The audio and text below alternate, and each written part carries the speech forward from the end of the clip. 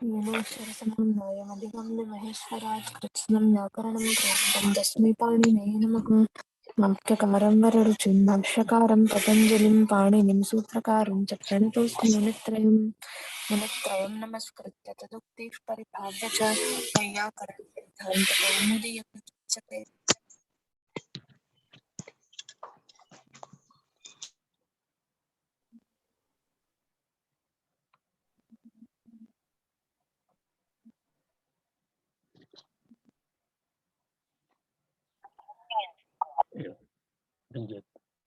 आरम्भं कुर्मः। अस्माकं विषयः कर्मप्रवचनीयसंज्ञा इति विषयः चलति। तत्र अद्यतनवर्गस्य आरम्भे मम गतदिवसे कश्चन एकः प्रश्नः आगतः। वस्तुतः मया तस्य उत्तरं पूर्वमेव वक्तव्यमासीत्, परन्तु अहं तद् किञ्चित् अनवधानेन तद् वक्तुं विस्मृतवान्। यदा वयम् अकथितं च इति सूत्रस्य सन्दर्भे दृष्टवन्तः, तत्र कर्मद्वयं भवति। एकं तु अकथितं च इति गौणकर्म भवति, अप्रधानं कर्म, एकं तु प्रधानं कर्म। तर्हि तेषां वाक्यानां कर्मणि प्रयोगे कुत्र क्रियाप्रयोगः भवति? तत्र गौणकर्मणि क्रिया भवति वा अथवा ईप्सितकर्मणि मुख्यकर्मणि तत्र क्रिया भवति वा इति संशयः आसीत्। तदा वयं तस्मिन् विषये तस्मिन् समये चर्चां कृतवन्तः। तत्र प्रथमद्वादशधातूनां गौणे कर्मणि भवति, द्वितीयचतुर्णां धातूनां तत्र किं भवति? मुख्यकर्मणि प्रधानकर्मणि तद्भवति इति अस्माभिः उक्तम्। तर्हि प्रश्नः एषः आगतः, एवं चेत् यदा ण्यन्त अण्यन्तविषयेपि तत्रापि द्विकर्मकप्रयोगाः भवन्ति। तत्र परन्तु गौणकर्म इति न उच्यते, तत् प्रयोज्यकर्म इति उच्यते। अर्थात् पूर्वतनप्रयोज्यकर्ता यदा अण्यन्तस्य प्रयोज्यकर्ता ण्यन्ते प्रयोज्यकर्म भवति इति उक्तं। तर्हि तस्य कथं कर्मणि प्रयोगः इति वस्तुतः स विषयः सिद्धः आसीत्। अहं किञ्चित् अनवधानेन तद् अहं किञ्चित् अग्रे गतवान्। तेन कश्चन अस्माकं मित्रम् अत्र पृष्टवान्, तर्हि तस्य उत्तरम् अहं चिन्तितवान् अहम् अत्र वर्गे एव तस्य उत्तरं वदामि इति तत् स्थापितवान्। विषयद्वयम् अस्ति। तत्र यदा कर्म भवति तत्र एकक्षणं स्क्रीन्शाट् करिष्यामि।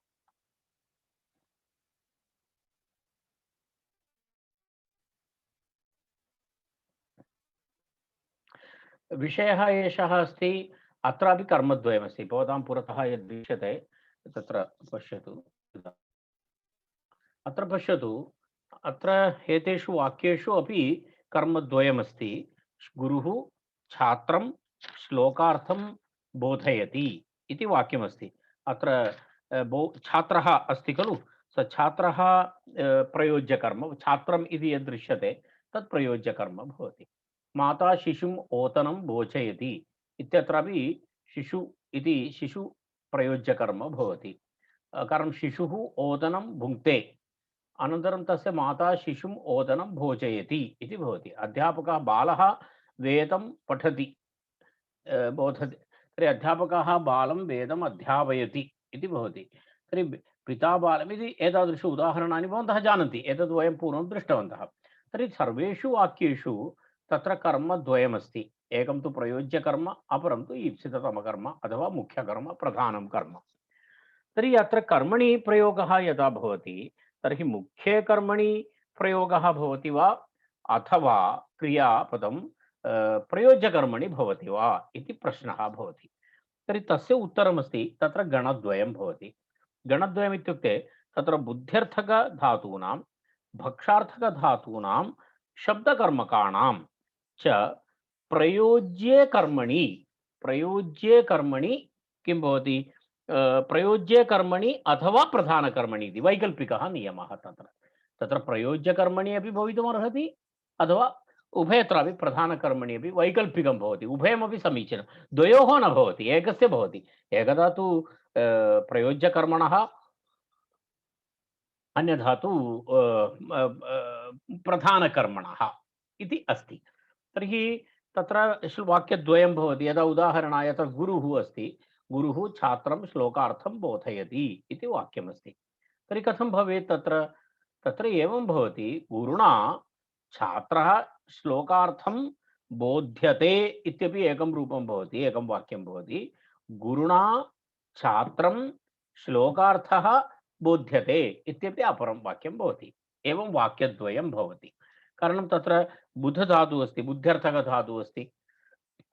भक्षार्थक धातोः अपि एवमेवं भवति। यदा माता शिशुम् ओदनं भोजयति इति अस्ति, प्रयोज्यकर्म वा अथवा मुख्यकर्म। तर्हि मात्रा शिशुः ओदनं भोज्यते इति एकं रूपं, एकं वाक्यं भवति। मात्रा शिशुम् ओदनः भोज्यते इत्यपि एकं वाक्यं भवति। एवं सर्वं द्रष्टव्यं। तृतीयं वाक्यमस्ति शब्दकर्मणः। अध्यापकायेन बालः वेदम् अध्याप्यते, अध्यापकेन बालं वेदः अध्याप्यते इति भवति। इति एतादृशं भवति। अनन्तरम् एतान् त्रीन् विहाय अन्येषां प्रयोगे तत्र प्रयोज्ये कर्मणि लकारः भवति। प्रयोज्ये कर्मणि लकारः भवति अर्थात् अन्यन्तावस्थायां यः कर्ता स एव ण्यन्तावस्थायां प्रयोज्यकर्म भवति। यदा तत्र पिता बालं विद्यालयं गमयति, तत्र पित्रा बालः विद्यालयं गम्यते इति तत्र वाक्यं भवति। तर्हि एवं तत्र प्रयोज्यकर्मणः एव, प्रयोज्यकर्मणि एव तत्र प्रयोगः भवति। तदेव अत्र भवन्तः द्रष्टुं शक्नुवन्ति। एतानि वाक्यानि भवन्तः स्वयमपि कर्तुं शक्नुवन्ति। तत्र तरुणः वृद्धम् उपवेशयति, तत्र तरुणः वृद्धम् अकर्मकक्रिया अस्ति। तत्र तु तत्र तरुणेन वृद्धः उपवेश्यते। गुरुः विद्यार्थिनं पद्यार्थं जल्पयति, जल्पति प्रभृतीनाम् उपसंज्ञानं। गुरुणा विद्यार्थी पदार्थं जल्प्यते इति। पिता शिशुं शुकं दर्शयति, दृशेश्च तत्र पित्रा शिशुः शुकं दर्श्यते। एवं तत्र वाक्यानि भवन्ति। एतदेव एतस्य विवरणमस्ति। तत्र नियमः एषः, अयं नियमः अस्ति। तत्र एषः नियमः अस्ति, भवन्तः द्रष्टुं शक्नुवन्ति। पश्यतु, बुद्ध्यर्थकस्य पक्षार्थकस्य शब्दकर्मकाणां च प्रयोज्ये कर्मणि प्रधानकर्मणि वा लकारः। त्रीन् एतान् विहाय अन्येषां प्रयोज्ये कर्मणि लकारः। अन्यन्तावस्थायां यः कर्ता स एव ण्यन्तावस्थायां प्रयोज्यकर्म भवति। तर्हि द्वितीयः प्रश्नः आसीत्, अस्मिन् वाक्ये प्रयोज्यकर्ता गौणकर्म भवति वा इति। कदापि न भवति। अस्य नाम अस्ति टेक्निकली प्रयोज्यकर्म इति उच्यते। प्रयोज्यकर्म इति भवति तस्य नाम। तद् एतद् अवगन्तव्यं भवति। तदनन्तरं पुनः यथा छात्रः श्लोकार्थं बोधति, गुरुः छात्रं श्लोकार्थं बोधयति। अत्र द्वितीये वाक्ये छात्रः प्रयोज्यकर्म। अनन्तरम् एवम् अन्यत्र ऊह्यं। विस्तरस्तु गतिबुद्धिसूत्रव्याख्याने द्रष्टव्यः। तत्र अस्ति एतत् सर्वम्।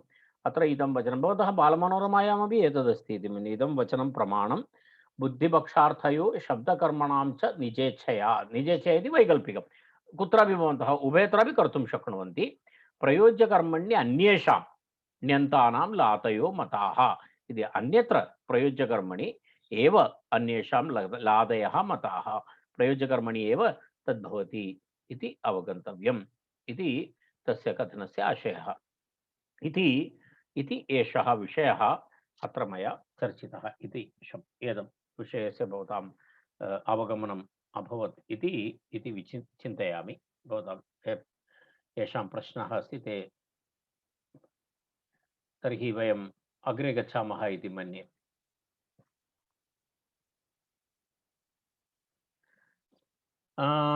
अस्माकम् अत्र विषयः अस्ति इदानीम् अपरः विषयः, अग्रिमः विषयः अस्ति कर्मप्रवचनीयस्य विवरणं चलति स्म। कर्मप्रवचनीयसंज्ञा इति अस्ति, तस्मिन् विषये अस्माकं विवरणं चलति। गतदिवसे कर्मप्रवचनीयस्य विषये अहं विवरणं कृतवान्। तत्र किमस्ति, क्रियां प्रोक्तवन्तः, क्रियां कथितवन्तः इति। क्रियां कथितवन्तः इति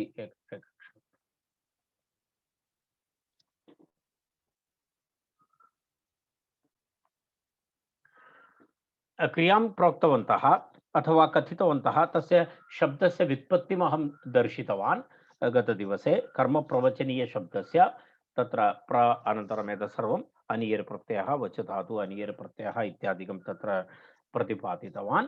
तत्र एतस्य वैशिष्ट्यं नाम अहम् एतदपि उक्तवान्, क्रियागत अतिक्रान्तक्रियागतसम्बन्धं दर्शयति इति भूतकाले अस्ति, भूतकालं दर्शयति। तत्र एतस्य वैशिष्ट्यम् इतोपि किमस्ति नाम तत्र उपसर्गः इति अपि एतेषां शब्दानां तत्र ये शब्दाः भवन्ति तत्र तेषां यदा उपसर्गाः क्रियायोगे इति अस्ति, अनुपरि उप इत्यादि निपाताः भवन्ति, तेषाम् उपसर्गसंज्ञा अपि भवति, तेषां गतिसंज्ञा अपि भवति। वयं जानीमः उपसर्गाः क्रियायोगे इति, क्रियया सह योगे एतेषां प्रादीनां उपसर्ग इति संज्ञा भवति। उपसर्गसंज्ञा भवति चेत् केचन विधयः भवन्ति तत्र उपसर्गानुसारं, तद्वयं सन्दर्भानुसारं यदा अग्रे गच्छामः तदा वयं पश्यामः।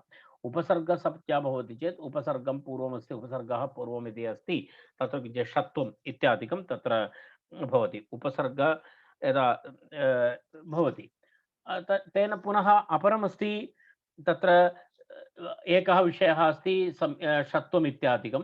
यदि गतिसंज्ञा इति अस्ति, गतिसंज्ञा भवति चेत् कुत्रचित् स्वरादिविशेषाः भवन्ति, स्वरविधयः भवन्ति, तदपि अस्ति। तदनन्तरं पुनः उपसर्गसंज्ञा अस्ति चेत् संहिता नित्या धातु उपसर्गयोः इत्यपि अस्ति। एतत् सर्वम् उपसर्ग अनन्तरं गतिसंज्ञा भवति चेत् संहिता नित्या धातु उपसर्गयोः इति अस्ति। तदनुसारम् उपसर्गः धातु एतयोः द्वयोः मध्ये संहिताकार्यं तु अनिवार्यमस्ति। एतत् सर्वम् उपसर्गसंज्ञा भवति, अनन्तरं गतिसंज्ञा भवति चेत् एतत् सर्वं भवति। परन्तु एतयोः द्वयोः संज्ञयोः अपवादः अस्ति कर्मप्रवचनीयसंज्ञा। कर्मप्रवचनीयसंज्ञा इति अपवादसंज्ञा अस्ति। अपवाद यदा उपसर्गसंज्ञा अनन्तरं गतिसंज्ञा, तयोः द्वयोः अपि बाधा भवति, तयोः द्वयोः अपि बाधा भवति कर्मप्रवचनीयसंज्ञया। तेन किं भवति, कर्मप्रवचनीयसंज्ञा अपवादसंज्ञा अस्ति इति कृत्वा यदि एकत्रैव कर्मप्रवचनीयसंज्ञा उपसर्गसंज्ञा गतिसंज्ञा सर्वं प्रादीनामेव भवति, निपातानां भवन्ति, तर्हि भेदः कः? तर्हि एवमस्ति, यत्र कर्मप्रवचनीयसंज्ञा भवति यस्मिन् सन्दर्भे यस्मिन् अर्थे तत्र पुनः अन्यद्वे संज्ञेपि न भवतः। किं न उपसर्गसंज्ञा भवति तत्र, न गतिसंज्ञा भवति, कर्मप्रवचनीयसंज्ञा भवति। कर्मप्रवचनीयसंज्ञा भवति चेत् यदा पूर्वोक्तसंहिता नित्या इति विषयः तत्र अपेक्षितः न। उपसर्गसंज्ञा अस्ति चेत् यत् षत्वादिविधयः भवन्ति सः तन्न भवति।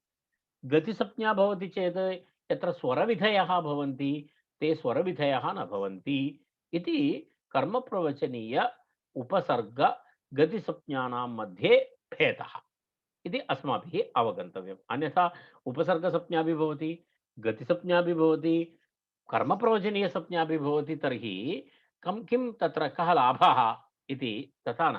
कर्मप्रवचनीयसंज्ञा भवति चेत् उपसर्गसंज्ञायाः अनन्तरं गतिसंज्ञायाः बाधा भवति, तत्र अपवादरूपेण, तयोः अपवादरूपेण अत्र कर्मप्रवचनीय एवमस्ति।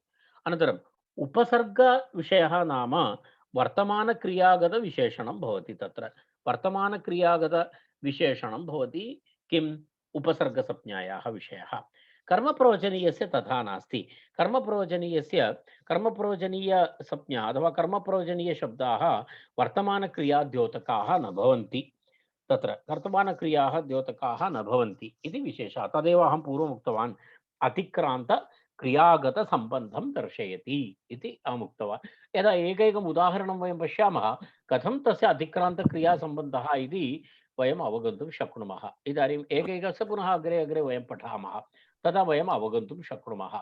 तर्हि अन्ततो गत्वा एतस्य सारांशः एवमस्ति, कर्मप्रवचनीयसंज्ञा उपसर्गसंज्ञायाः गतिसंज्ञायाः अपवादः इति प्रथमः बिन्दुः। द्वितीयः बिन्दुः, यदि कर्मप्रवचनीयसंज्ञा भवति उपसर्गसंज्ञानुबन्धी यदा षत्वादिकं षत्वविधयः न भवन्ति। कर्मप्रवचनीयसंज्ञा भवति चेत् गतिश्च इति सूत्रेण विधीयमानाः स्वरादिविषयाः विधयः न भवन्ति। तर्हि एतत् तृतीयः बिन्दुः।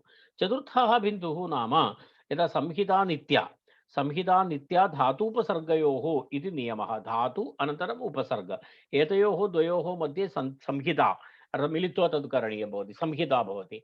संहिता इति यदा मेलनं भवति वर्णानां सान्निध्यं तद्भवति, तद् अत्र अपेक्षितं नास्ति इति। संहिता नित्या धातूपसर्गयोः इति विषयः अपि अत्र अनिवार्यं नास्ति। तर्हि एवं द्वित्रिबिन्दवः अत्र अस्माकं मनसि स्थापनीयाः कर्मप्रवचनीयसंज्ञापठनकाले। तदनन्तरं पुनः एवमस्ति, एतस्य कर्मप्रवचनीयसंज्ञायाः एतद् अधिकारसूत्रमस्ति। अधिकारसूत्रं कियत्पर्यन्तं भवति? तत्र 1497 विभाषा कृञि इति सूत्रपर्यन्तम् एतस्य अधिकारः भवति। इदानीम् एतस्य 1496 पर्यन्तं गच्छति। इदानीं 1483 अस्ति। अत्र 1483 अस्ति चेत् एतस्य विभाषा कृञि इति सूत्रपर्यन्तं तस्य किं भवति? तदेव अत्र दत्तमस्ति, भवन्तः द्रष्टुं शक्नुवन्ति। प्राग्रीश्वरात् निपाताः इति पर्यन्तम् इति पर्यन्तमिति। प्राग्रीश्वरात् किमपि उक्तं वा केनापि? प्रागिरीश्वरात् निपाताः अधिरीश्वरे इति, सत्यं तदेव। तर्हि किं सूत्रमस्ति तत्र? अधिरीश्वरे इति सूत्रस्य संख्या का अस्ति? 1498 स्यात्। तर्हि 1497 पर्यन्तम् एतस्य अधिकारः भवति। तर्हि तावत्पर्यन्तं कर्मप्रवचनीय इति अधिक्रियते। इत्युक्ते ये ये विधयः भवन्ति तत्र सर्वत्र एतेषु सूत्रेषु किं भवति? कर्मप्रवचनीय इति शब्दस्य प्रयोगः भवति। तत्र अधिकारः इति भवन्तः जानन्ति। तर्हि एतदपि एतस्य वैशिष्ट्यमस्ति। आहत्य वयं पश्यामः चेत् अहं दर्शयामि, एते कर्मप्रयोजनीयसंज्ञकाः प्रादयः। वस्तुतः किमस्ति? यदा कर्मप्रयोजनीयशब्दाः एते भवन्ति: अनु, उप, अप, परि, आङ्, अभि, अधि, सु, अति, अपि। एते सन्ति कर्मप्रवचनीयसंज्ञकाः निपाताः। अनु, उप, अप, परि, आङ्, प्रति, अभि, अधि, सु, अति, अपि इति एते कर्मप्रवचनीयसंज्ञकाः निपाताः भवन्ति। एतेषां प्रयोगः केषु केषु अर्थेषु भवति इत्युक्ते, तत्र कानिचन सूत्राणि 10-12 सूत्राणि अस्माभिः पठनीयानि। तर्हि तत्र सर्वत्र कर्मप्रवचनीयसंज्ञाविधायकानि सूत्राणि भवन्ति। तर्हि तत्र एतेषु अर्थेषु कर्मप्रवचनीयसंज्ञा विधीयते। केषु केषु अर्थेषु भवति? हेतुलक्षणं, सहार्थः, हीनता, आधिक्यं, वर्जनं, मर्यादावचनं, लक्षणं, इत्थंभूताख्यानं, भागः, वीप्सा, प्रतिनिधिः, प्रतिदानम्, आनर्थक्यं, पूजा, अतिक्रमणं, पदार्थः, संभावना, अन्ववसर्गः, गर्हा, समुच्चयः, स्वाम्यम्, अधिकारः। यदा एतेषु अर्थेषु एतस्य प्रयोगः भवति, अर्थात् आहत्य तत्र 22 अर्थेषु 11 निपातानां कर्मप्रवचनीयविधिः अस्ति इति एतस्य एकः सङ्ग्रहः। एते 11 निपाताः सन्ति, कर्मप्रवचनीयसंज्ञकाः भवन्ति। भिन्न भिन्न अर्थेषु अर्थाः एते सन्ति। एतेषाम् एतत् भवन्तः नोट् कृत्वा स्थापयितुं शक्नुवन्ति।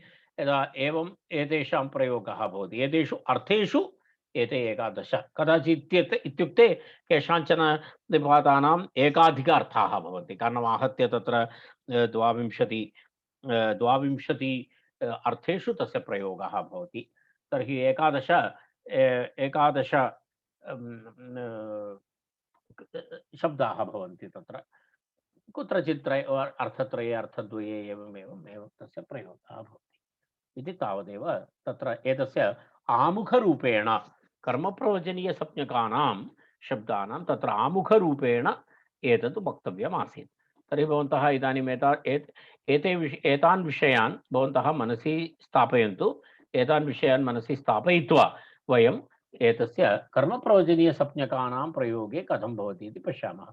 कर्मप्रवचनीय तदपि अहं पूर्वमेव उक्तवान्, एतदपि उपपदलक्षणमस्ति, उपपदविषयः अस्ति। येषां शब्दानां कर्मप्रवचनीयसंज्ञा भवति तेषां सामीप्ये, तेषाम् उपपदत्वे सति, तत्र तेषां शब्दानाम् उपपदत्वे सति तत्र भिन्नविभक्तयः भवन्ति।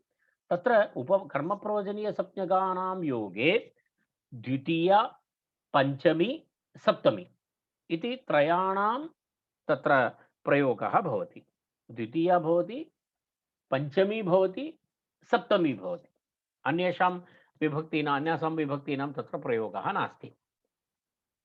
तत्र एतदपि ज्ञातव्यमस्ति। द्वितीया विभक्ति कर्मप्रवचनीये द्वितीया भी भवति, पंचमी भवति, सप्तमी भवति। तत्सन्दर्भानुसारं वयम् एकैकविभक्ति अध्ययनकाले वयं पश्यामः। तत्र कर्मप्रवचनीययुक्ते द्वितीया इति तत्र एकः नियमः अस्ति। ततः पूर्वम् एकं कर्मप्रवचनीयसंज्ञा विधीयमानं सूत्रं वयं पश्यामः। अनुर्लक्षणे इति तत्र एकं सूत्रम्। अनुः लक्षणे, अनुर्लक्षणे इति अस्ति सूत्रम्। अनुर्लक्षणे इति सूत्रे वयं तस्य सूत्रस्य विवरणं पश्यामः। अनुर्लक्षणे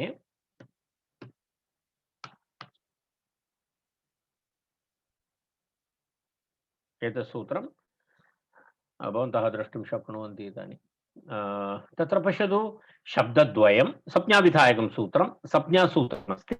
कर्मप्रवचनीयसंज्ञाविधायकं सूत्रं, कर्मप्रवचनीयसंज्ञाविधायकं सूत्रमस्ति। तस्मादेव अनुवृत्ति कर्मप्रवचनीय इति अधिकारः, कर्मप्रवचनीय इत्येव अधिकारः। तत्र आगडारादेका संज्ञा प्राग्रीश्वरात् निपाताः इति तत्र अनुवर्तते, अधिकारः भवति प्राग्रीश्वरात् निपाताः इति। एतावतां तस्य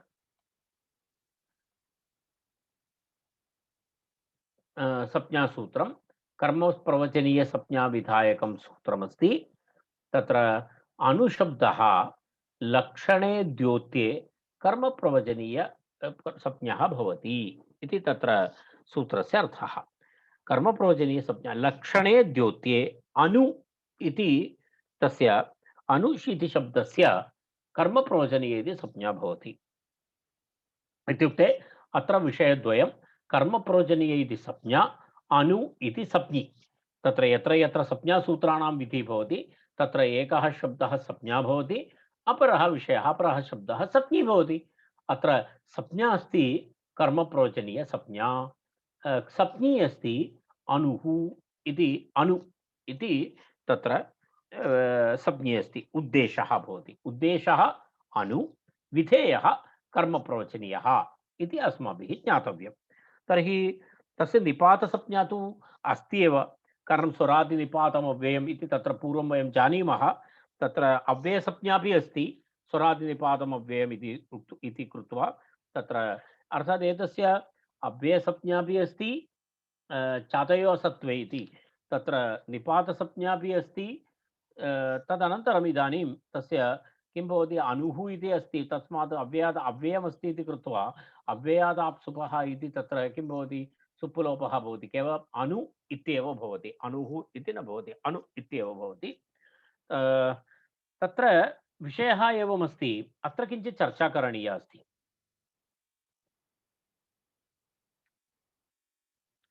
अत्र लक्षण इति शब्दस्य कः अर्थः इति अस्माभिः चिन्तनीयः। लक्षण इति शब्दस्य किम् अस्ति, लक्ष्यते अनेन इति लक्षणमस्ति। लक्ष्यते अनेन इति तत्र लक्षणम् इति अस्ति। तत्र लक्ष्यते अनेन इत्यर्थे तत्र एवं भवति, लक्ष्यते अनेन इति हेतु, लक्ष्यते अनेन इति हेतु भवति। तत्र हेतु भवति चेत् एवमस्ति, हेतौ इति एकं सूत्रं वयम् अग्रे पठामः तृतीया विभक्तौ।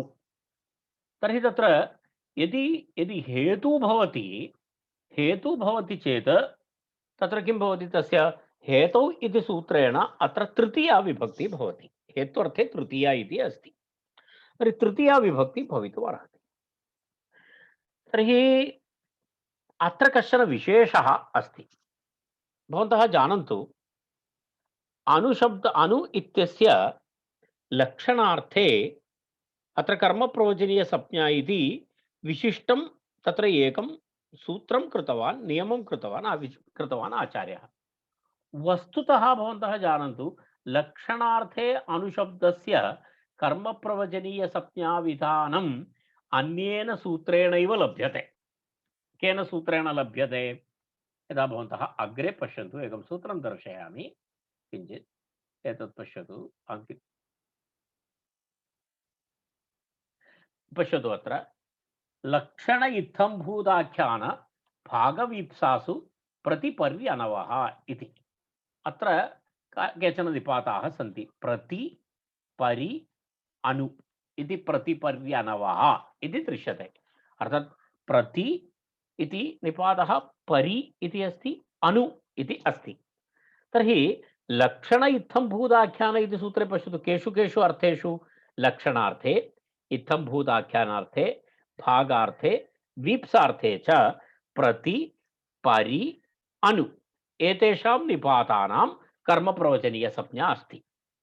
अर्थात् भवन्तः इदानीं तत् ज्ञातवन्तः किं?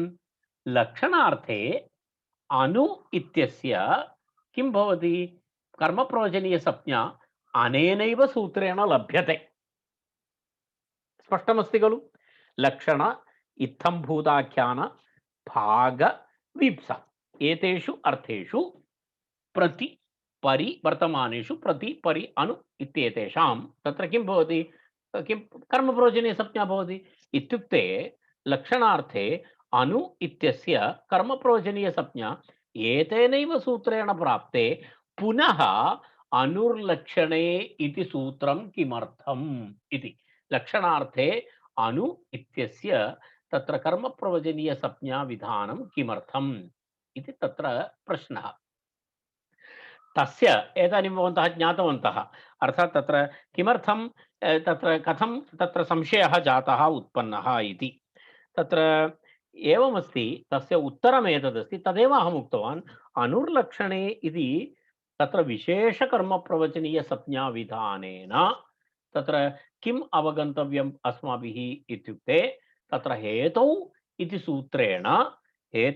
सूत्रेण विधीयमानस्य तृतीया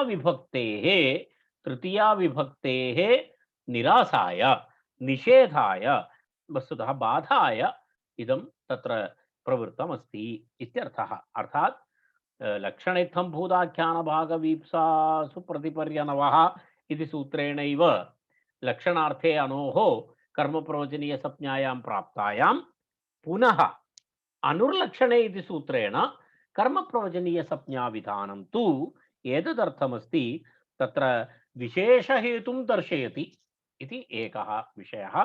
विशेषहेतुं दर्शयति इति एकः विषयः अस्ति।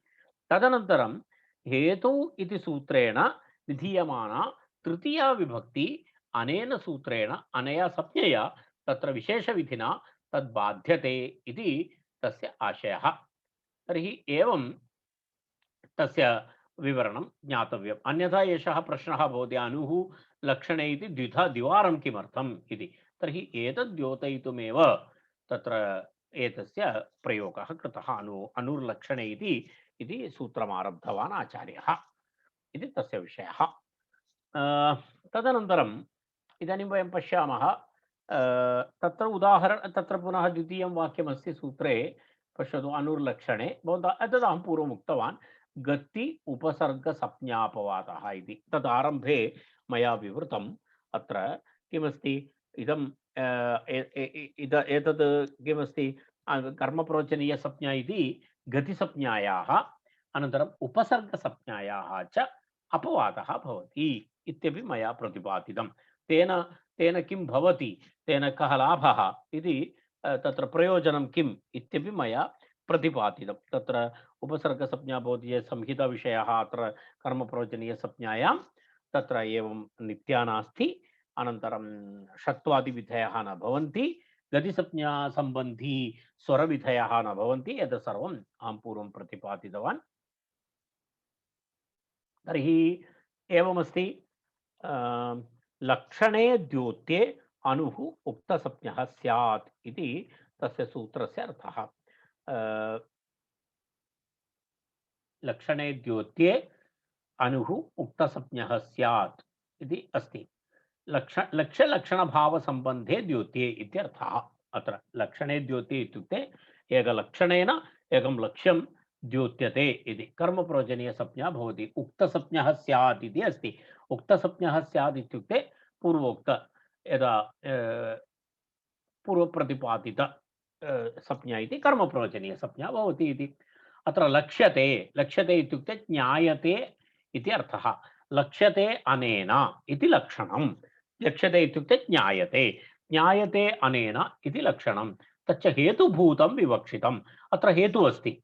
तत्र तस्मादेव अपरम् उदाहरणं, तत्र वृक्षं प्रति विद्योतते विद्युत् इतिवत् चिह्नमात्रं तथा नास्ति। तदा एतस्य उदाहरणचर्चा सन्दर्भे अहम् एतस्य विवरणं करिष्यामि। तद् लक्षण इत्थं भूत इति सूत्रे वृक्षं प्रति विद्योतते विद्युत् इति उदाहरणं तत्र भवति। तस्मिन् सन्दर्भे अहम् एतस्य विवरणं करिष्यामि। गत्युपसर्गसंज्ञा अपवादः इति अपि अस्ति। अनेन क्रियायोगे एव कर्मप्रवचनीयसंज्ञा इति सूचितं। तत्र यद् अन्य सर्वं मया प्रतिपादितं, कर्मप्रवचनीयाः इति महासंज्ञकरणसामर्थ्यात् अन्वर्थसंज्ञा कर्मेति क्रियोच्यते। तां प्रोक्तवन्तः कर्मप्रवचनीयाः। भूते कर्तरि बाहुलकात् अनीयर् प्रत्ययः। ततश्च क्रियामेव न द्योतयन्ति, किन्तु क्रियानिरूपितसम्बन्धविशेषं द्योतयन्ति, तदपि उक्तम्। एवं च अनुप्रत्यादिषु क्रियानिरूपितसम्बन्धस्य द्योत्यत्वेन अन्वय तत्र गत्युपसर्गसंज्ञयोः प्राप्तिः बोध्या इति। तत्र एवमस्ति, प्राप्तिः भवति, परन्तु एवं एतेन सूत्रेण तत्र किं भवति, तत्र अपवादरूपेण एतद् भवति इति आशयः। एतावत् अस्माभिः ज्ञातव्यमस्ति। आल्मोस्ट् सर्वविषयेषु अहं यदा गतवर्गात् आरभ्य विवरणं कुर्वन् अस्मि। तस्मात् इदानीम् अन्ततो गत्वा एवं वयं प्रकृतम् अनुसरामः। अणुः इति निपातः इति शब्दः तत्र लक्षणार्थे वर्तते, तदा किं भवति, तस्य कर्मप्रवचनीयसंज्ञा भवति। कर्मप्रवचनीयसंज्ञा भवति इति अनुर्लक्षणे इत्यस्य आशयः। तदनन्तरम् एतत् सूत्र उत्तरं पुनः वयम् अग्रे गच्छामः।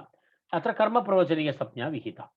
कर्मप्रवचनीयसंज्ञा संज्ञकस्य शब्दस्य योगेन तत्र किं भवति, द्वितीया विभक्ति भवति। तत्र पुनः पंचमी अनन्तरं तत्र सप्तमी अपि भवति। तस्य कृते विशेषसूत्राणि सन्ति, तद्वयम् अग्रे पश्यामः। अत्र पश्यतु, कर्मप्रवचनीययुक्ते द्वितीया इति सूत्रं। कर्मप्रवचनीययुक्ते द्वितीया इत्यस्य कः अर्थः, तत्र द्विपदं सूत्रमस्ति। एतत् कर्मप्रवचनीययुक्ते इति एकमस्ति।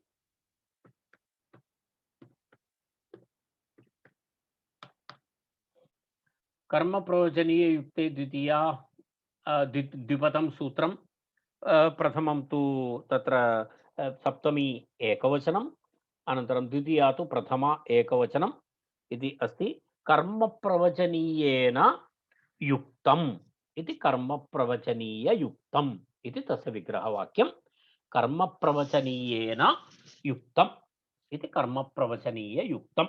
तेन तस्मिन् कर्मप्रवचनीययुक्ते इति सप्तमी। तदनन्तरं तृतीय तत्पुरुषः। कर्मप्रवचनीययुक्ते इति सप्तम्यन्तं। तदनन्तरं द्वितीया इति प्रथमान्तः शब्दः इति शब्दद्वयम् अनभिहिते इति अत्रापि अधिकारः भवति। कर्मप्रवचनीयैः युक्ते द्वितीया विभक्तिः भवति इति तत्र उदाहरणम् अस्ति। काशिकायां भिन्नम् उदाहरणं तत्र सूत्रार्थः अस्ति। काशिकायां भिन्नम् उदाहरणमस्ति। वयं सिद्धान्तकौमुदी पश्यामः। सिद्धान्तकौमुदीं पश्यामः।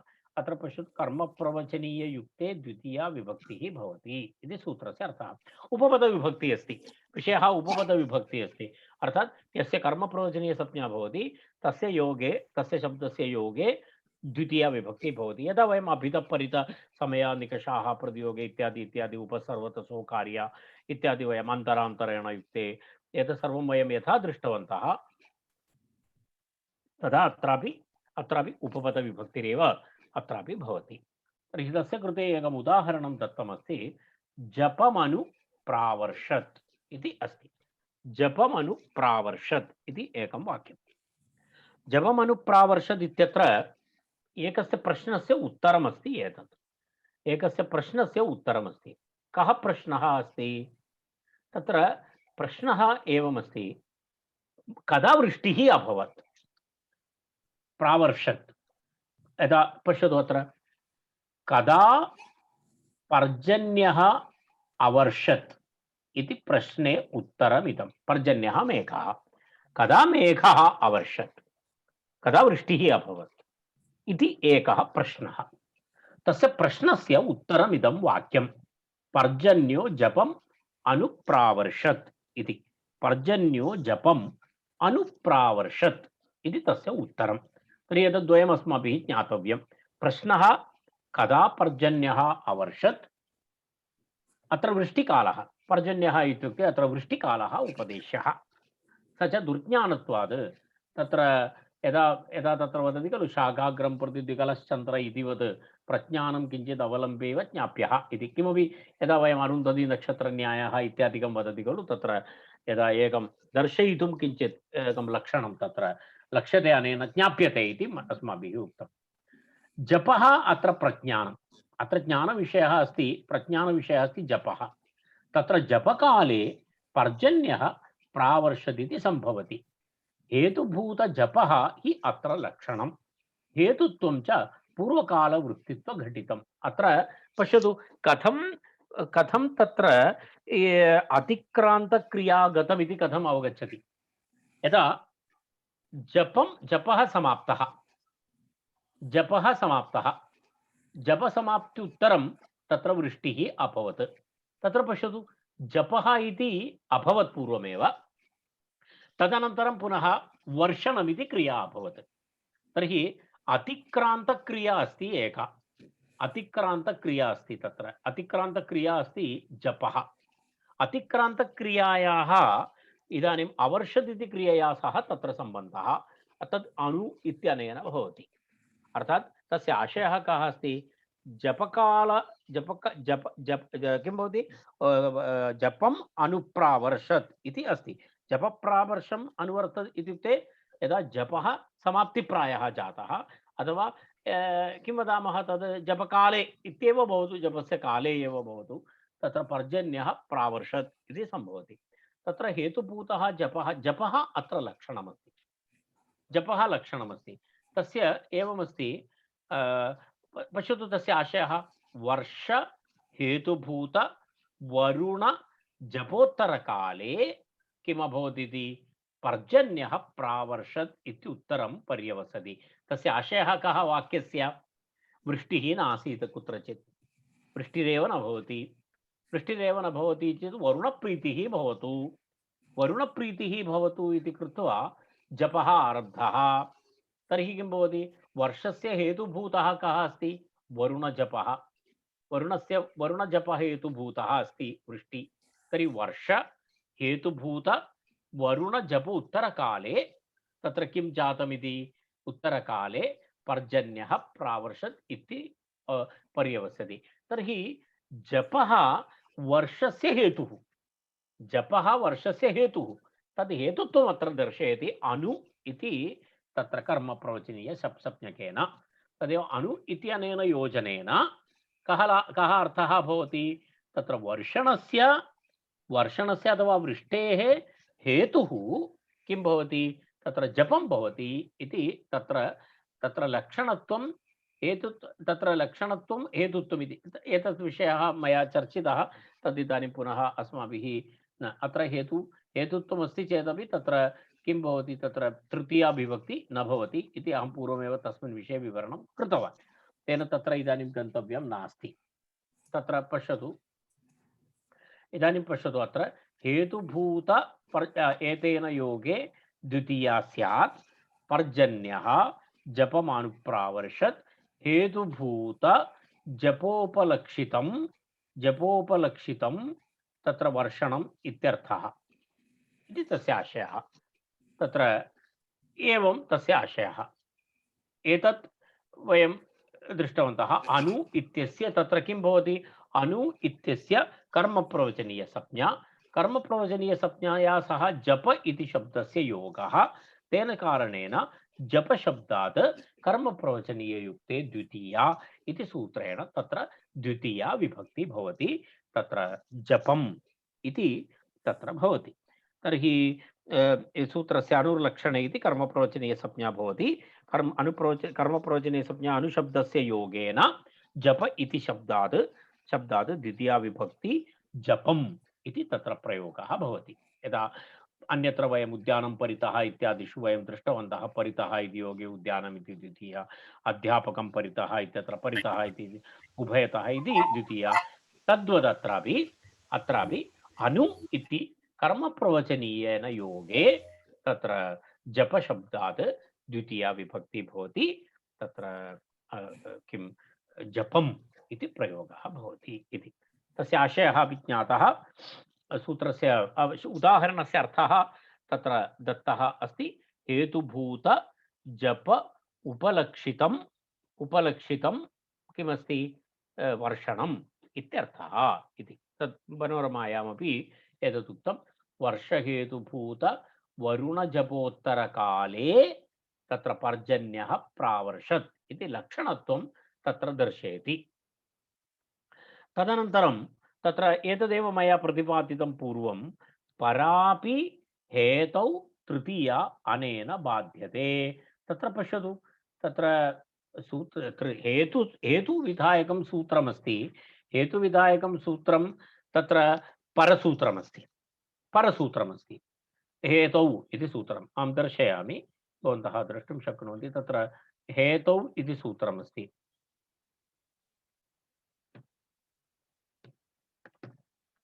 पश्यतु, हेतौ इति सूत्रमस्ति 2, 3, 23 अस्ति। इदं द्वितीया विधायकसूत्रमस्ति 2, 3, 8 अस्ति। द्वितीया विधायकं सूत्रं कर्मप्रवचनीययुक्ते द्वितीया इति सूत्रस्य संख्या अस्ति 2, 3, 8। अर्थात् कर्मप्रवचनीययुक्ते द्वितीया इति सूत्रं पूर्वसूत्रमस्ति। हेतौ इति इदं सूत्रं परसूत्रमस्ति। सामान्यतः एकस्मिन्नेव अवकाशे द्वयोः सूत्रयोः प्रवृत्ति भवति। वयं जानीमः विप्रतिषेधे परं कार्यम् इति अस्ति। यत्र तुल्यबलविरोधः भवति, चेत् तत्र परं सूत्रं भवति इति विप्रतिषेधे परं कार्यम् इति नियमः। तर्हि कर्मप्रवचनीययुक्ते द्वितीया इति सूत्रमपि अस्ति। अनन्तरं हेतौ इति सूत्रमपि अस्ति। कर्मप्रवचनीययुक्ते द्वितीया इति पूर्वसूत्रं, हेतौ इति सूत्रं परसूत्रम् अस्ति। अत्र तुल्यबलविरोधः अस्ति। द्वितीया अपि भवितुमर्हति, अनन्तरं तृतीया अपि भवितुमर्हति। तर्हि किं भवेत् अत्र इति प्रश्नः। वस्तुतः पाणिनेः सूत्रसिद्धान्तानुसारं परिकार्येण भाव्यम् इत्युक्ते तृतीया। परन्तु तदेव अहं पूर्वम् उक्तवान्। अत्र अनुर्लक्षणे इति विशेषविधानेन तत्र अपवादः भवति। अनुर्लक्षणम् इति विशेषविधानेन इदं ज्ञाप्यते अत्र द्वितीया एव भवति इति। ज्ञाप्यते। तदर्थमेव अनुर्लक्षणे इति। यदा भवन्तः टेक्स्ट् पश्यन्तु, एतत् मया पूर्वम् उक्तं तद् अत्र टेक्स्ट् मध्ये इदानीमस्ति। भवन्तः पश्यन्तु, परापि हेतौ तृतीया अनेन बाध्यते। अनेन इत्युक्ते द्वितीयया अथवा कर्मप्रवचनीये युक्ते द्वितीया इति सूत्रेण हेतौ इति तृतीया बाध्यते। लक्षण इत्थं भूत भागवीप्सासु प्रतिपर्यनवः इत्यादिना तत्र सिद्धे पुनः संज्ञाविधान सामर्थ्यात् इत्युक्ते तत्र किं ज्ञापकम् एतदस्ति। लक्षण इत्थं भूत भागवीप्सासु प्रतिपर्यनवः इति सूत्रेणैव अनु इति शब्दस्य तत्र लक्षणार्थे कर्मप्रवचनीयसंज्ञायां प्राप्तायां पुनः अनुर्लक्षणे इति विशेषसंज्ञाविधानं तत्र यद् समर्थयति।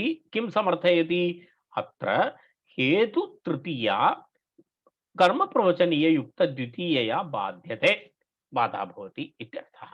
अर्थात अत्र विप्रतिषेधे परं कार्यम् इति नियमः अत्र न प्रवर्तते। अत्र विशेष नियमः भवति, बाधा भवति, कर्मप्रवचनीययुक्ते द्वितीया इत्येव तत्र तत्र भवति इति तस्य आशयः। इति लक्षणार्थे अथवा हेत्वर्थे तत्र कर्मप्रवचनीयसंज्ञा अनु इत्यस्य इति विवरणम् अत्र समाप्तं। भवन्तः सूत्रस्य अर्थं ज्ञातवन्तः इति मन्ये। पूर्णविवरणम् अभवत्। कर्मप्रवचनीययुक्ते द्वितीया, कर्मप्रवचनीय अनन्तरम् एतदस्ति अत्र द्वितीया विधायकसूत्रम् एकमेव अस्ति। अत्र यत्र यत्र तत्र अस्मिन् प्रकरणे कर्मप्रवचनीयसंज्ञा भवति, यदा वयं कर्मणि द्वितीयाम् इति पठितवन्तः तद्वत् कर्मप्रवचनीययुक्ते द्वितीया इति सूत्रम् अनुवर्तते अग्रेपि। अर्थात् यत्र यत्र अस्मिन् प्रकरणे कर्मप्रवचनीयसंज्ञा भवति तत्र तत्र कर्मप्रवचनीययुक्ते द्वितीया इति सूत्रं तु भवत्येव। तर्हि अग्रिम उदाहरणेष्वपि कर्मप्रवचनीययुक्ते द्वितीया इति अस्माभिः स्वीकरणीयं भवति। यथा वयं तत्र दृष्टवन्तः कर्मणि द्वितीया इति बहुत्र वयं दृष्टवन्तः तद्वत्। अत्र पश्यतु, एतेन योगे द्वितीया स्यात्, पर्जन्यः जपम् अनुप्रावर्षत्, हेतुभूत जपोपलक्षितं वर्षणम् इति तस्य अर्थः। तदनन्तरं पराभिहेतौ तृतीया अनेन बाध्यते, लक्षण इत्थं भूत इति अन्तिना सिद्धे पुनः संज्ञाविधान सामर्थ्यात् इति एतावत्पर्यन्तम् एतस्य सूत्रस्य विवरणं समाप्तं। विषयं प्रकृतम् अग्रे गच्छति। अत्र सर्वत्र इतोपि 7-8 सूत्राणि कर्मप्रवचनीयसंज्ञाविधायकानि सूत्राणि भवन्ति, संज्ञासूत्राणि। एतानि सर्वाणि संज्ञासूत्राणि भवन्ति। तृतीयार्थे इति अग्रिमं सूत्रं। तृतीयार्थे इति अग्रिमं सूत्रं। तत्र एवमस्ति, अनुः इति अनुवर्तते। अनुः इति अनुवर्तते। कर्मप्रवचनीयः इति अधिकारः। अत्रापि कर्मप्रवचनीयसंज्ञाविधायकं सूत्रं। कस्य कर्मप्रवचनीयसंज्ञा विधीयते? अनुः इत्यस्य कर्मप्रवचनीयसंज्ञा विधीयते।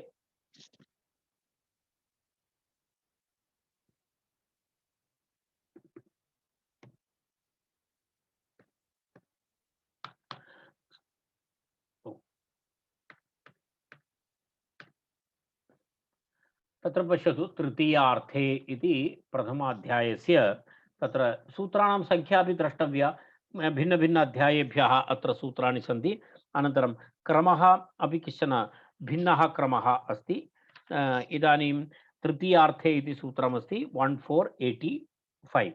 यदा वयं पूर्वं कर्मप्रवचनीययुक्ते द्वितीया इति 238 सूत्राणां सन्दर्भं यदा विभक्तिविधायकसूत्राणाम् एकत्र अस्ति, संज्ञाविधायकसूत्राणाम् अष्टाध्यायी ग्रन्थे अन्यत्र अस्ति इति अस्माभिः किञ्चित् दृष्ट्वा गच्छति। अग्रे पठने लाभाय भवति। तत्र तृतीयार्थे इति अनुः इति अनुवर्तते। कस्मात् सूत्रात्? पूर्वसूत्रात् अनुर्लक्षणे इति सूत्रात् अनुः इति तत्र अनुवर्तते। कर्मप्रवचनीयः इत्यपि एतद्वयमस्ति। अनुशब्दात् तृतीयार्थे द्योत्ये, अनुशब्दात् तृतीयार्थे द्योत्ये कर्मप्रवचनीयसंज्ञा भवति इति अस्ति। तत्र एवमस्ति। तृतीयार्थः इत्युक्ते कः तृतीयार्थः इति? तत्र तृतीयायाः अर्थः कर्तापि भवति, तृतीयायाः अर्थः करणमपि भवति। तर्हि तृतीयार्थे द्योत्ये इति कर्तर्थे द्योत्ये, करणार्थे द्योत्ये इति अर्थः भवितुम् अर्हति खलु? न भवति। तत्र उपपदविभक्ति न भवति। कारणं तत्र नियमः अस्ति, उपपदविभक्तेः कारकविभक्तिः बलीयसी इति नियमः अस्ति। तस्मात् तृतीयार्थे इत्युक्ते वयं प्रथमं कर्तृर्थमपि पार्श्वे स्थापयामः, करणार्थमपि पार्श्वे स्थापयामः। तद्वयम् अर्थद्वयं नास्ति। अर्थात् तृतीयार्थे इति आचार्यः उक्तवान्।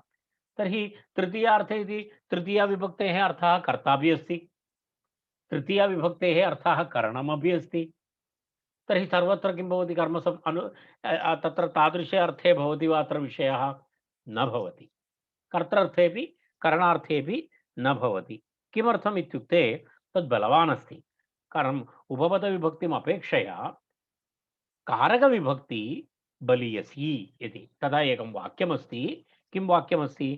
उपपदविभक्तेः कारकविभक्तिः बलीयसी इति वाक्यम्। एतद् वाक्यं भवता सर्वदा स्मर्तव्यं। यत्र एकस्मिन्नेव स्थाने उपपदविभक्तिरपि भवितुमर्हति, कारकविभक्तिरपि भवितुमर्हति, तर्हि तत्र कारकविभक्तिरेव भवति, उपपदविभक्ति न भवति इति अस्ति नियमः। तर्हि तत्र तत् सः विषयः इदानीम् अपगतः। कर्तृर्थः अनन्तरं तत्र एषः विषयः तत्र पुनः अस्ति सह युक्ते अप्रधाने इत्यादि तत्र भवति। सः शब्दस्य योगः अस्ति। सः शब्दस्य योगे तत्र सः अर्थः तृतीयार्थः इति अस्माभिः कः अर्थः स्वीकरणीयः? सः इत्यर्थः स्वीकरणीयः। सः अर्थः तृतीयार्थः इत्युक्ते सः साकम् इत्यादि भवति खलु। सः साकं समम् इत्यादि यदा वयं पठितवन्तः सह युक्ते अप्रधाने इति वयं पठितवन्तः। तत्र सः अर्थः तत्र सहार्थेषु सः अर्थः भवति। सः सहं सः साकं समम् इत्यादिषु अर्थेषु तदेव अत्र तृतीयार्थः इत्यनेन द्योत्यते। तर्हि अनुशब्दः तृतीयार्थे द्योत्ये, अनुशब्दस्य तृतीयार्थे द्योत्ये तत्र किं भवति? तस्य कर्मप्रवचनीय संज्ञा भवति इत्यर्थः। तत्र एतत् सूत्रस्य अर्थः, एषः सूत्रस्य अर्थः। तत्र पश्यामः वयं। पश्यतु, तृतीयार्थे इति कर्मप्रवचनीय इति अधिकृतम्। अस्मिन् द्योत्ये सह युक्ते अप्रधाने इति तृतीया। साहित्ये द्योत्ये, साहित्ये द्योत्ये इति सहभावे द्योत्ये इत्यर्थः। साहित्ये द्योत्यमिति अत्र लिटरेचर् इति साहित्यं, सः अर्थः अत्र नास्ति। साहित्ये साहित्यं नाम किमस्ति? साहित्यमिति शब्दस्य कः अर्थः? साहित्यमिति शब्दस्य अर्थः अस्ति सहितयोः भावः। सहितयोः भावः इति साहित्यं। तो परस्परं समीपम् आगच्छतः तर्हि सहितत्वं भवति। शब्दः अर्थः च शब्दार्थयोः सहितयोः भावः अस्ति साहित्यमिति। तत्र साहित्ये द्योत्ये इति अत्र सः अर्थः अस्ति, सामीप्यं साहित्यं द्योत्ये इत्यर्थः। अत्र तृतीयार्थे इत्यनेन तत्र पश्यतु, एतत् मया प्रतिपादितं तत्र मनोरमायां पश्यतु।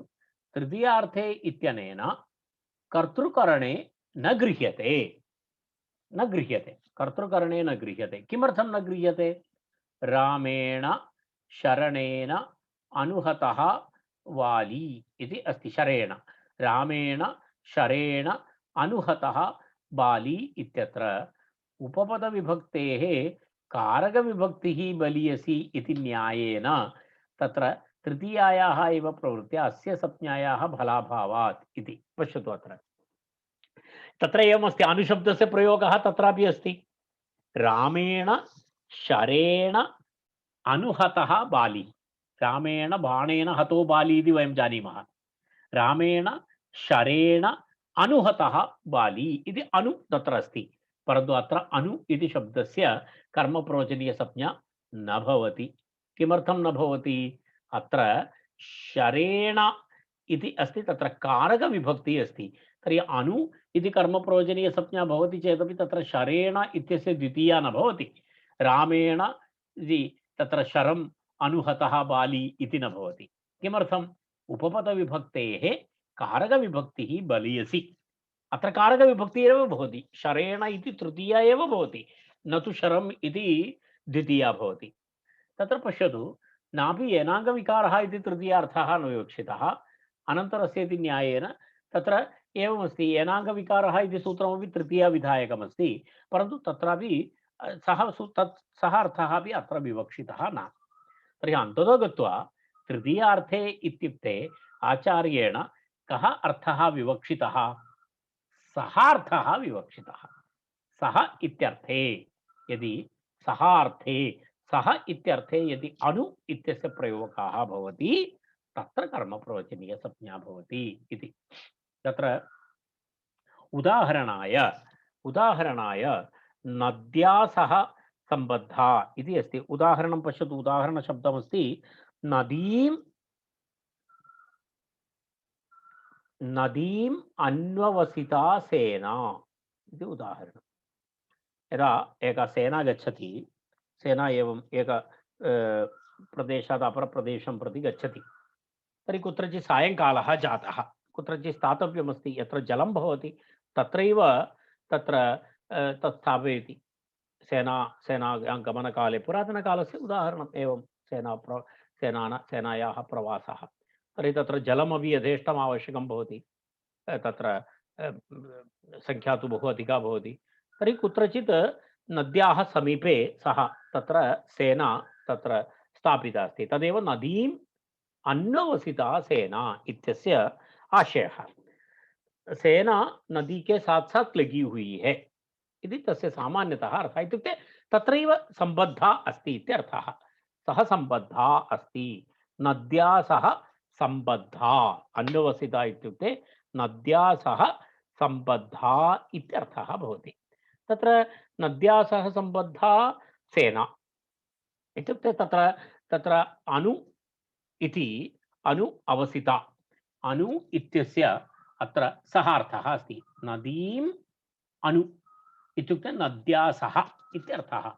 अवसिता सेना इति, नदीम् अन्ववसिता सेना इति, नद्या सह सम्बद्धा सेना इत्यर्थः।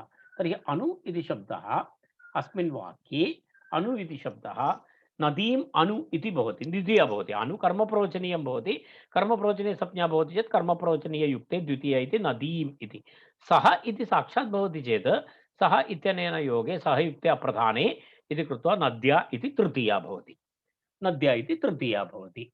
तर्हि सः इत्यस्य अर्थे वर्तमानात् अनु इति शब्दात् किं भवति? अनेन सूत्रेण तृतीयार्थे इति सूत्रेण कर्मप्रवचनीयसंज्ञा भवति। कर्मप्रवचनीयसंज्ञा भवति चेत् तत्र तस्य योगे द्वितीया विभक्ति भवति। नदीम् अन्ववसिता इति तृतीयार्थे कर्मप्रवचनीयसंज्ञा भवति। नद्या सह, नदीम् अन्ववसिता इति नद्या सह सम्बद्धा सेना इति अस्ति। अत्र अवसिता इति अस्ति। अवसिता इति शब्दस्य व्युत्पत्तिं दर्शयितुम् आचार्यः तत्र शिञ्बन्धने इति तः इति तत्र दत्तवान्। अर्थात् शिञ् धातु अवपूर्वक बन्धनार्थकः शिञ् धातुः। तत्र शिञ्बन्धने इति धातुः अस्ति। अव इति उपसर्गः। धात्वादेः शः सः इति भवति। धात्वादेः शः सः इति तत्र भवति इति कृत्वा किं भवति? पश्यतु, अत्र अव इति अस्ति, अव उपसर्गः, षि इति धातु भवति, शिञ् अस्ति, तदनन्तरं तस्मात् तप्रत्ययः इति अस्ति।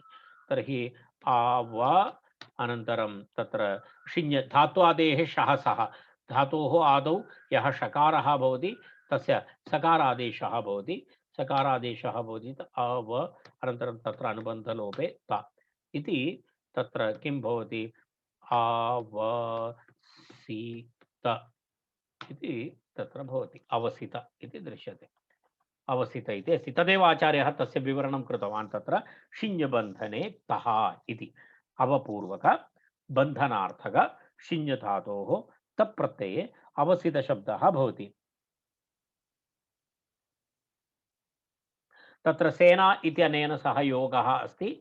सेना इति स्त्रीलिङ्गशब्दः, तस्य विशेषणरूपेण अवसिता इति अस्ति। तस्मात् किं भवति? अत्र एतस्मात् टाप् प्रत्ययः भवति। टाप् प्रत्ययः अकारः भवति। तर्हि अवसिता इति भवति, इति रूपं भवति। अवसितशब्दः, अवसितशब्दात् स्त्रीप्रत्यय अजाद्यतष्टाप्, टाप् प्रत्ययः, टाप् प्रत्ययस्य टकारपकारयोः लोपे आ इति अवशिष्यते। अवसिता इति तत्र रूपं भवति। अवसिता इत्यस्य एतत् व्युत्पत्तिलभ्यार्थः अस्ति सम्बद्धा इति। अवसिता इति शब्दस्य व्युत्पत्तिलभ्यार्थः अस्ति सम्बद्धा। उपसर्ग वस्तुतः बन्धनार्थे अस्ति, बन्धनार्थे अस्ति चेदपि उपसर्गबलेन, उपसर्गबलेन तत्र किं भवति? सम्बद्धा इति अर्थप्राप्तिः भवति। अन्यथा अन्यथा शिञ् बन्धने इति अस्ति, अत्र बन्धनार्थः नास्ति, सम्बद्धार्थः अस्ति। तत्र सम्बद्धमस्ति इति, नद्या सह सम्बद्धः अस्ति इत्यर्थः। एतेन तत्र एतं सूत्रम् अत्र समाप्तं। तृतीयार्थे इति सूत्रम्। तृतीयार्थे द्योत्ये अनुः उक्तसंज्ञः स्यात् इत्युक्ते उक्तसंज्ञः इति कर्मप्रवचनीयसंज्ञः स्यात्। नदीम् अन्ववसिता सेना नद्या सह सम्बद्धा इत्यर्थः। तत्र अनु इति शब्दः तत्र सह इति अर्थे अस्ति। सह इति नद्या सह सम्बद्धा इति अनु सह इत्यर्थे अस्ति। तृतीयार्थः सह। तस्मात् तस्य कर्मप्रयोजनीयसंज्ञा अनु इति कर्मप्रयोजनीयसंज्ञया योगे नदी इति शब्दात् तत्र किं भवति? कर्मप्रवचनीययुक्ते द्वितीया इति द्वितीया विभक्ति भवति। नदीम् इति भवति। नदीम् अनु अवसिता सेना इति तद्वाक्यं भवति। एतावदेव अद्य हीने इति सूत्रं वयम् अग्रिमे वर्गे श्वः पश्यामः।